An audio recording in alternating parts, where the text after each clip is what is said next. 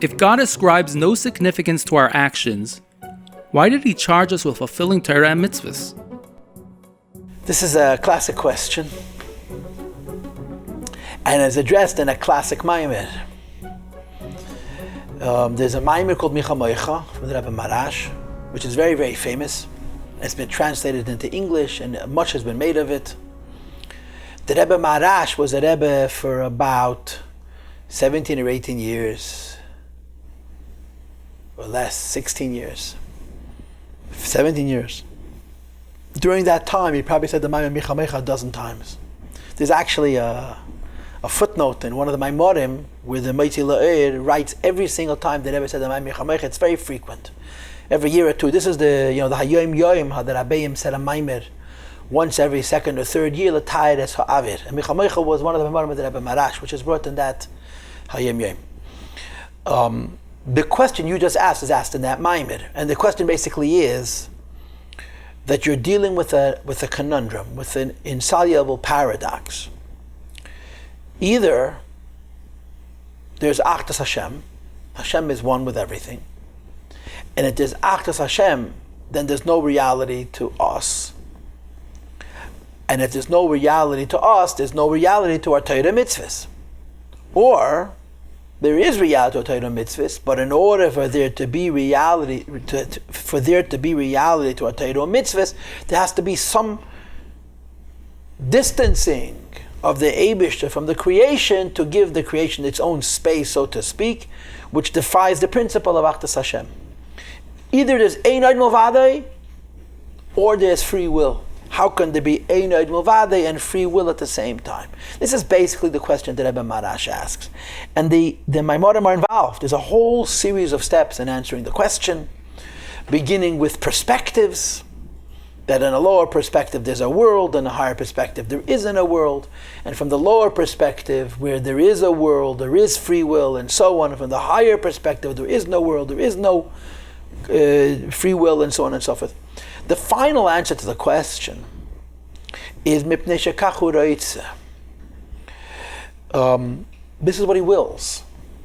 He wills for us to have free will, which means, in other words, the fact that everything as Hashem expresses itself in what Hashem wants, and in this case, what Hashem wants as an expression of His Achdus is that we should be able to do whatever we want. The explanation for this, at least to some degree, can be understood by a Rambam. The Rambam has two prakim in Hilchas Tshuva on free will, Perek Dal and Perek Hey. I'm sorry, Perek Hey and Perek Vav. Perek 5 and 6, the Rambam talks about free will in Hilchas Tshuva. And the Rambam asks the same question. He asks, is Hashem the master of the world, or does man have free will? Does everything that happens in the world happen because Hashem is governing it, or are there things happening in the world that Hashem has no mastery over? And the Rambam answers, everything that happens in the world happens because Hashem is His master. What about man's free will? He says, don't worry about it. He says, just like the nature of fire is to go up because Hashem willed it, just like the nature of water is that water should go down because Hashem willed it. So fire is an expression of Hashem's will, water is an expression of Hashem's will. Man was given free will because Hashem willed it. That's what he says. And because Hashem willed man's free will, the free will of man is not a contradiction to the Eibishter's Achdus Hashem. This was says in Rambam. And of course, this is not an easy idea to understand. And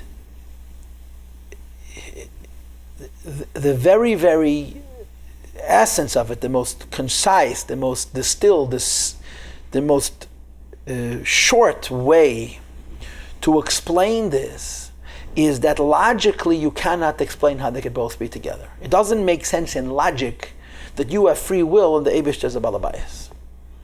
But when you appreciate the idea that there are things in the Eibishter's creation that He creates on a level which is higher than logic, and on a level which is higher than logic, two opposites can coexist.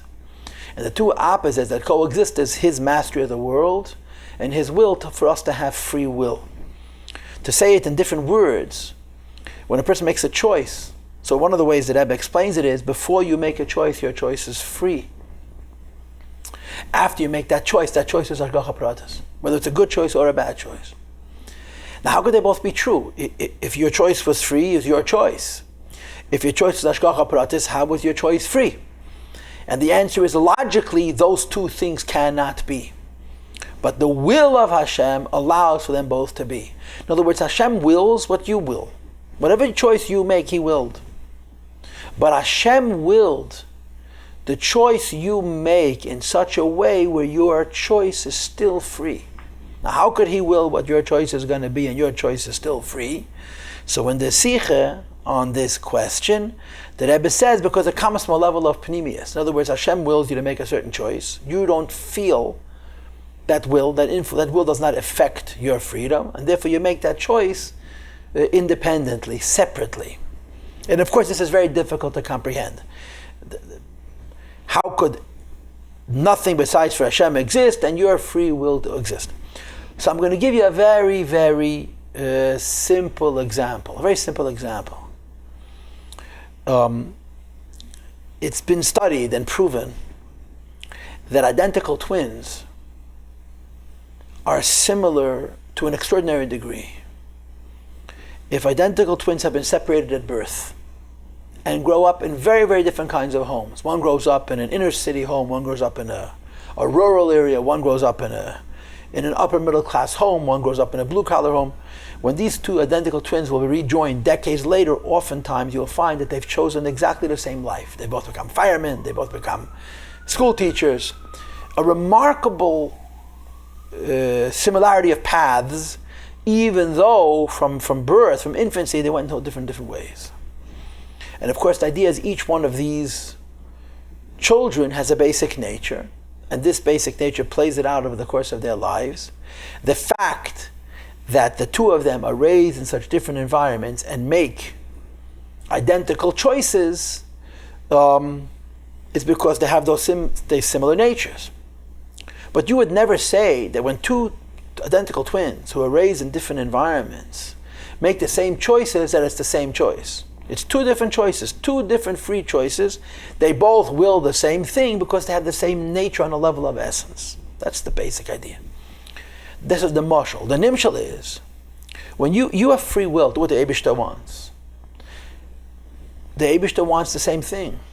But the fact that Hashem wants it, and the fact that you want it, is not the same will.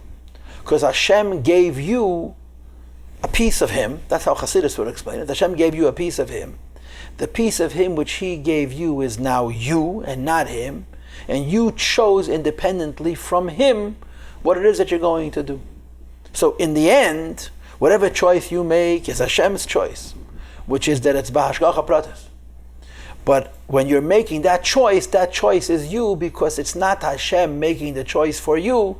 It's the idea that Hashem gave you this freedom and this separateness from Him that allows you to make that choice. I'm sorry if that was abstract or too much. I would like to advertise, if you so desire, that I have a class. There's a Maimer HaUmnam from the Rebbe Rashab, which is based on the Micha Moicha that I referenced before, and I have several classes there on the question of free will. It's in my Morim section, V'yadaita Moskva, and so on and so forth. But you can listen at length to this conversation.